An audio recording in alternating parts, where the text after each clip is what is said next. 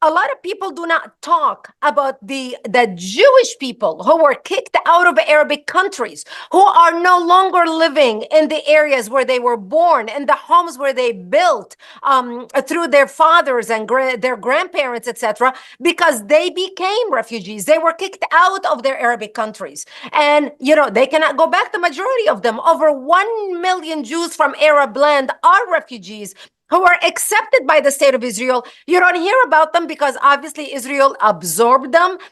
They have a life there. So they're not screaming about, we want to go back to our land. They accepted, okay, we'll go to the Jewish state and we live there. The reason why I bring this point up, God, is because when you look at the Palestinian issue right now, none of the Arabic countries want them.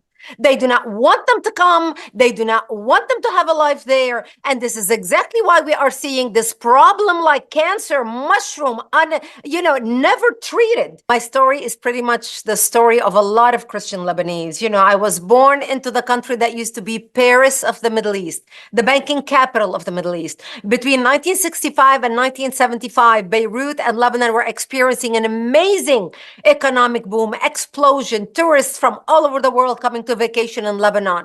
We were open-minded, we were fair, we were tolerant, we were multicultural. We had open borders. We welcomed everyone from the surrounding Arabic countries who wanted to come and study in our universities because we had built the best universities in the Middle East, as you know. Muslims send their children from all over the Islamic world. They graduated and worked in our economy because we had built the best economy in the Middle East, even though we did not have any oil. Unfortunately, all that began to change as we imported people into our country who did not share our values. And what I mean by that is we imported Palestinian refugees who came to our country. Lebanon was the only country in the Arabic world to accept the third wave of Palestinian refugees. After King Hussein kicked them out of Jordan, they came to Lebanon. They put their heads together with the Muslims in Lebanon, and they declared war on the Christians. They wanted to create a base from which to fight Israel, kill the Jews, and throw them into the sea, something they tried to do in Jordan, but they failed because of the dictatorship of King Hussein. But they were able to use Lebanese democracy to topple our democracy. And that's when the war started. I come from southern Lebanon in a little town called Marjayoun on the border with Israel, Marjayoun. We were a small Christian town on the border, and the Palestinians had formed Jewish Lebanon al-Arabi, the Arabic Lebanese army. They started with the Muslims at that time, led by Ahmed al-Khatib, who was the guy who headed it. And they started splitting the army, and taking over military bases. Well, I lived about 50 yards below the military base in Marjayoun. As the Palestinian tried to shell the military base to take it over, 14 shells exploded in my home, falling short of the military base, bringing my home down and burying me under the rubble wounded.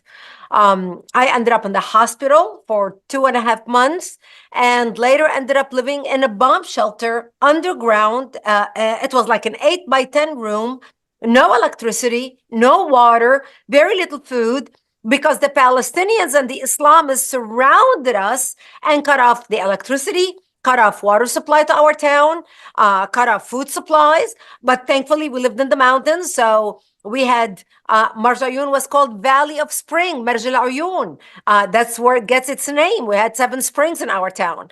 And that became my existence. And that's where I lived in that bomb shelter for 7 years of my life, robbed of my youth. Wow. And then after you were able to leave, you left to Israel, correct? Correct. And how many years did you spend in Israel? I lived in Israel from 1984 till 1989. I became news anchor for World News in the Middle East, based out of Jerusalem, Israel. Wow. And so prior to going to Israel, because yes, of course, there's a lot of anti-Semitism that comes from the Islamic community, but in all fairness, we also know that many Christian Arabs don't hold the most warm feelings towards the Jews. So as you made your way to Israel, were you inculcated with some of those nasty feelings about the Jews and then were surprised by it? Or in your own upbringing, you had never experienced the typical Jew hatred that you see in the Middle East? I never experienced the Jew hatred personally in my home. Remember, the war broke out. I was 10 years old, and then we were cut off from the rest of Lebanon. So my parents never really hated anybody. They were church going, they always, you hear it on the news, Lebanese news, Israel, which is the name of Satan. They would be playing how the Palestinian refugees, the poor Palestinians, are coming to Lebanon. We're taking them in. So these were the official talking points of the Lebanese government because they control Lebanese television. But in my home, I never heard anything like that. When the war broke out, Israel was our only lifeline because I look, God, when we were in the bomb shelter, and we as the Christians, we were surrounded to be slaughtered by the Muslims and the Palestinians. And I remember one night, I think I was around 13 years old, one of our militiamen stopped by and he said, Brigitte, I just want you to know that we are surrounded to be slaughtered tonight. We heard a lot of chatter on the radio, and I don't think we're going to last because we lost a lot of men. We don't have enough to defend the town. And he said, if I don't see you tomorrow, I wish you a merciful death. And he gave me a hug and left. Wow. And I remember at the age of 13, dressing in my Sunday best, my Easter dress, because I wanted to look pretty when I am dead, knowing that when they come to slaughter me, there would be no one to bury me. And I remember begging my mother, I don't want to die. I'm only 13 years old. Please do something. And there was nothing my mother could say to me. And I remember sitting in the corner of our bomb shelter. And my father opened up the Bible and started reading from Psalms. I shall walk into the valley of death and fear no evil, for thou art with me. And my parents said to me, when they come to slaughter us tonight, we will create a distraction. We just want you to run towards the Israeli border and don't look back. See, we knew we lived 5 kilometers from the Israeli border, and we knew if we run to the Jews and beg for help, the Jews are not going to slaughter us because we had more shared values with them than we had with the Muslims. And thank God I didn't have to make that decision that night, because that's the night when Israel came in physically into Lebanon in 1978 and set up artillery bases around the hills surrounding our town to protect us and created the security zone. And that's how we lived until 1984, when Israel invaded Lebanon, working with the Christians, trying to help the Christians take back their democracy and kick out the radical Islamic element that had taken control of the country at that time. Because by the time Israel entered Lebanon in 1982, we had 11 Islamic terrorist organizations operating out of Lebanon, including the PLO. So while I was growing up in the bomb shelter as a teenager, my only knowledge of the world of any friend we ever had or anybody that cared about us was Israel, not Lebanon. The Lebanese government didn't care about us. The rest of the world forgot about us. I remember my father in the beginning of the war, and he would say, France is going to come see what's happening to the Christians in Lebanon because of all the Palestinian massacres against the Christians. My daddy would say, France is going to come. And nobody came. America's going to come. Canada's going to come. Australia's going to come. And the world forgot about us. So growing up as a Christian girl in southern Lebanon, the only friend I knew growing up at 13, 14, 15, 16, 17 were the Israeli people, Israel. And so when I moved, and of course, my mother was wounded in the war, we ended up spending 22 days in the hospital in Israel. Actually, my life story is detailed in my first book titled Because They Hate. I encourage people to get it. It's a New York Times bestseller. The book sold over 1 million copies. Wow. And it's an amazing story. So I encourage people, read the story in Because They Hate. And so, well, my mother was wounded in the war. We ended up in Israel. And those 22 days when I was 17 years old, spending it in Israel changed my life. That's when I decided, that's when I made a decision that I will go back to Israel no matter what happens, no matter the cost, no matter what I have to do. I had one goal, and that is to go back to Israel and from Israel come to the United States. And I ended up moving to Israel in 1984. And that's when I really developed my love for Israel, my loyalty to Israel, my adaptation of Israeli culture, my appreciation and deep understanding of the Jewish state. Look, in Israel, you ride the bus, you hear 32 languages on the bus. Every two people are speaking a different language. I lived in Jerusalem, the most cosmopolitan city in the world. The culture, the art, the languages, the intellect, it was amazing. And I knew in Lebanon, this did not exist in Lebanon. I mean, Israel was on a whole different level. And as a Lebanese and as a citizen of the world, because I learned to appreciate good traits, good character, good values, and be able to start, when you're 20, 21, 22, you're starting to compare. You're starting to make up your mind as a young adult when you learn about the world and you see it through the lens of a young adult trying to make up your mind. You start seeing a difference. You may not know the word for it, but you start seeing a major difference and contrast between the two cultures. And that's when I developed my true love and appreciation for Israel and Israelis. So how do you, I mean, I know you've been doing this for many years now, trying to warn people, as I have. How frustrating must it be for you? I mean, for both of us, mjarbin, right? We've tried it. We've been there. Listen to us. We know what we're talking about. To see the West so outlandishly clueless in their immigration policies, in their foreign I mean, it's literally as though every single thing that the West does is the perfectly incorrect thing. Do you see any possibility to wake our leaders up, or are we in a death spiral that we're never going to get out of? Unfortunately, they say there's nothing new under the sun, and history always repeats itself.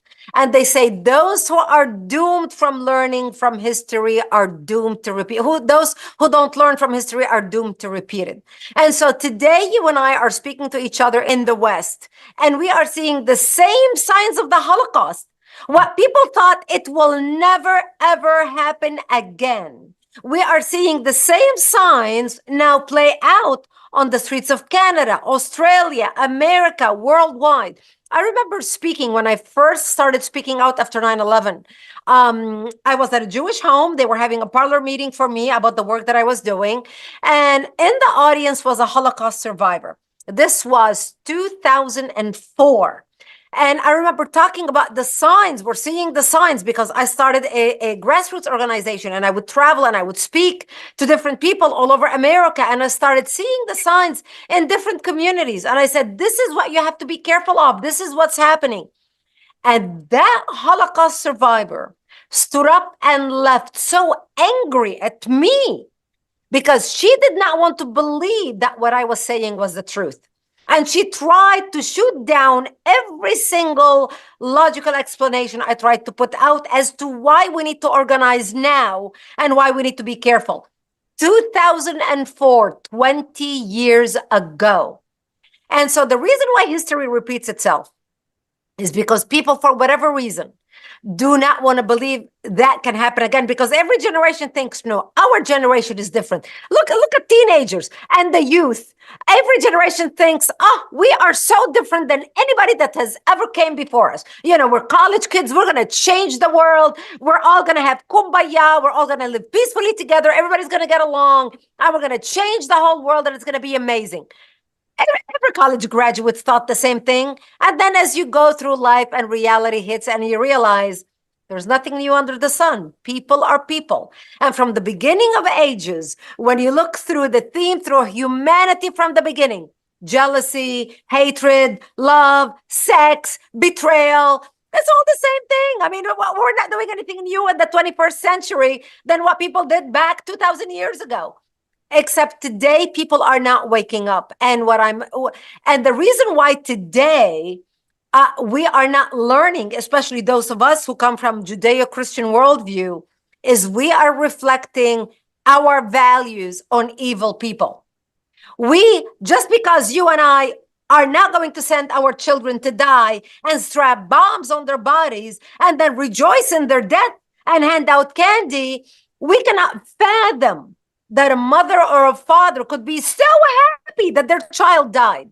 And I think that's the problem. That's why in the West, they are refusing to understand how can the Palestinians, the Islamists, because I'm going to say Islamists, whether you are a Palestinian, whether you are a Somali who belong to Al-Shabaab, Boko Haram, it doesn't matter what society, what language you speak, what passport you hold. The common denominator between all these terrorist groups who are willing to sacrifice their own children is the Islamic ideology.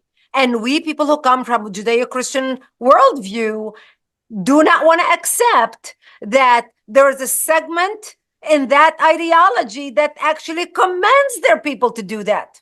Well, there's a clip that has gone viral all over the internet from about 7, 8 years ago. I had appeared on Dave Rubin's show, and I know that you also know Dave, and where I was trying to explain the quote distinction between Islam and Islamism. And I was explaining that Islamism is a large inherent part of Islam. It's not something that's outside of it. 90% of Islam is political Islam. Yes, there are spiritual elements, but those spiritual elements are dwarfed by the political ideology within Islam. That's why I don't like, for example, the terms, I know you used it in one of your books, radical Islam or militant Islam or extremist Islam or Islamism. All those qualifiers for me are nonsensical. Islam is Islam. There are nice Muslims who decide to ignore most of the stuff, just like there are nice Jews and nice Christians and mean Jews and mean Christians. But itself, the ideology of Islam is perfectly manufactured to be antithetical to Western values. Is there any hope that we can ever get people to understand that?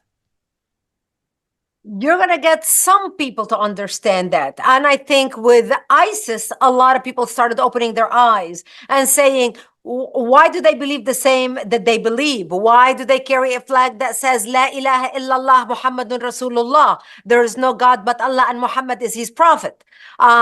Which is the same words on the flag of Saudi Arabia, for example. The only difference is one green and one is black.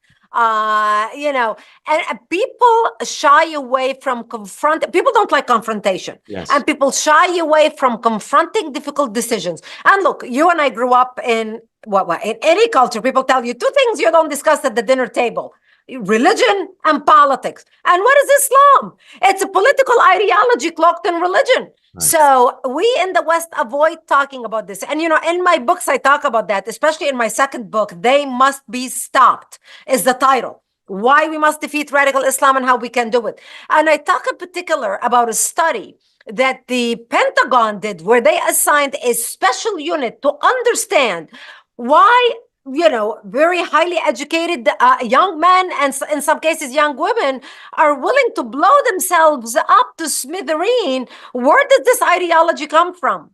And when the Pentagon, they studied it for 6 months, and finally the unit issued a report. The media ignored it as if it was nuclear and harmful to your health. And here's why. Because it pointed to one thing. It's the religion itself. It's the ideology itself. No one wanted to talk about it. Not only the Pentagon refused to acknowledge the study, but actually the second in command at the Pentagon, who happened to be a Muslim and a Muslim Brotherhood agent, ended up firing Steve Coughlin, the guy who worked on the study, and kicking him out of the Pentagon. And so we went through a period in the United States, especially under Obama, where nobody wanted to listen to what we were trying to say because the Islamists, aided and abetted by the liberal Jewish community in the United States, which is 80% liberal, are the ones who worked with the Islamic community, which I call they were the useful idiots, who worked with the Islamic community in standing up against Islamophobia. Their heart was in the right place, but they were so misguided and so ill-informed. And that's how we end up with the situation that we are in today. Yeah, well, in speaking about some of those liberal, lobotomized, progressive Jews, I tell a story in The Parasitic Mind, in this book, in the yellow one, where a Jewish woman, a friend from Montreal, had approached me. This is probably 2010, maybe. And she said, "Oh, I have a friend of mine who's doing her PhD in Islamic studies, and she insists that, Islam is the religion of peace and all this stuff. So can you, Gad, you know your stuff about Islam, you come from that world. Can you tell me what is the real position? Does Islam love the Jews or not, and so on?" So I sent her, Brigitte, a montage. You may have seen it. It's about a 20-minute montage of imams, kids, teachers in the Islamic world saying some of the most diabolical things about the Jews. Like, it makes the Nazis seem as though they are warm and fuzzy. At the end of which, when I send her that clip, her response is, "You're no different in your extremism than them." So let's break it down. So her asking me and she's Jewish, by the way, and her grandparents went through the Holocaust. So her asking me, "Tell me about the position of Islam on Jews," and I share with her veridical, accurate information. Her conclusion is, I am the extremist for spreading that stuff. About 2 months ago, she sends me an email. We hadn't spoken for many years because, as you might imagine, I was not pleased with her reaction. We hadn't spoken for over a decade. She sends me an email and she basically says, "Oops, I should have listened to you all those years ago." So you're exactly right that, again, many of the ostriches who bury their head in the sand are the ones who should be awakened. They're called Jews, but they too are lobotomized. And so that's why sometimes I feel as though it's a lost cause. I want to be optimistic. I get up every morning wanting to fight, but the imbecility is unbelievable, Brigitte. When I started after 9/11, here's how I started Act for America. I told you when I was in Lebanon and my house was bombed. When I was wounded in the hospital, I spent 2.5 months in the hospital, going from one surgery to another, hooked up to IVs. And I would ask my father, why did they do this to us? And my father would tell me, they consider us infidels and they want to kill us. So I learned since I was a 10-year-old little girl that I am wanted dead simply because I was born into the Christian faith and lived in a Christian town. On 9/11, 2001, my two young daughters came home from school, and they didn't tell them at school what had happened. So they came home at a normal hour. And, 9/11 was a defining moment for the United States. 9/11 changed the way we live, changed the way we bank, changed the way we all bank anywhere in the world, changed the way we listen to the news. On 9/11, 2001, no matter where you were in the world, if you were next to a television TV set, you were parked in front of that TV set, we couldn't get enough news. My two daughters came home from school that day, and my youngest daughter was watching television with me, seeing the images of the World Trade Center come down again and again and again, being replayed.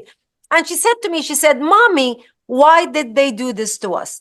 And I found myself, God, looking at my daughter's eyes and repeating to her the exact same words my father said to me. They hate us because they consider us infidels and they want to kill us. Here we were 2 generations apart. I was a young Lebanese girl. She's a young American girl. I spoke Arabic. She spoke English. 8,000 miles apart, 2 continents apart, 30 years apart. And I had to repeat to my daughter the same words my father said to me. That day, I vowed that I will do everything I can to make sure that my daughter will never, ever look into her child's eyes and repeat to him or to her what my daddy said to me and what I had to say to her. That day, I was reborn as an activist. 9/11 happened on a Tuesday morning. I laid in my pajamas on the couch in my family room from Tuesday morning until Sunday thinking, what can I do to make a difference? You see, God, I'm a firm believer that every single one of us in life, no matter what trials and tribulations we go through, no matter what challenges we go through, everything in life happens for a reason. All these challenges, they are nothing more but a sharpening tool to make us become who we are today, to serve a purpose, to make the world a better place. I believe every single one of us has a destiny and has a purpose. I am so grateful that I found my purpose at a young age on 9/11. And I realized I now understand why I went through war. why I became a news anchor, how I can talk to the press in sound bites. I'm fluent in 4 languages. I can make a difference. I'm a Middle Eastern woman. Arabic is my mother tongue. I look Middle Eastern. I can have an impact. I want to make a difference for my country, the United States of America. And I knew I didn't know anything about nonprofits. I didn't know anything about how to set up a nonprofit or how to get it going, but I had determination. So once I decided I'm going to start an organization that's going to mobilize Americans and educate Americans about the threat of radical Islam to world peace and national security, I remember turning my guest room into an office. And I went to Office Depot and I bought one of those cheap desks for $150 that took 3 days to put together. It was so heavy. Carried it upstairs to my office, to the guest room, and I printed business cards, 1,000 business cards for $10 at Office Max. And I remember the address was 2420 Litchfield Way, Suite 201, which meant you go upstairs, first room on the right, and that was my address. And those are the cards that I would hand out. I had determination. And that's why on my website, Brigitte Gabriel, I say, 2% of the passionate will always overrule the 98% indifferent. It doesn't take money to change the world. It only takes a dedicated few. And that's people like you and me and our listeners, whom I hope you are today listening to me, because if you are right here listening right now, you are here for a reason. You are here for a purpose. This was Bisheret for the Jewish listeners. For the non-Jewish listeners, you are here for a reason. Every single one of us can make a difference. Every single one of us. Today, I reach 8 million people a day on my social media platforms. I have 2.8 million members. I have 500,000 activists throughout the United States. We have activists, my organization, on the ground in 3,070 counties out of 3,143 counties nationwide in America. We cover 97% of U.S. territories.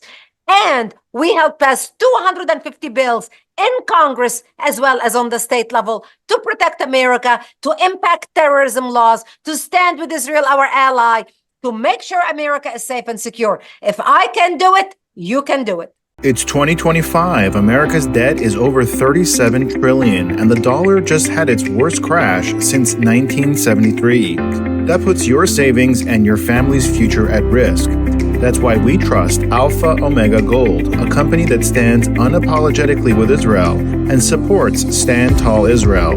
Visit ao.gold/stand to claim your free precious metals wayfinder guide or call 1-855-426-4653 today. Protect your future before it's too late.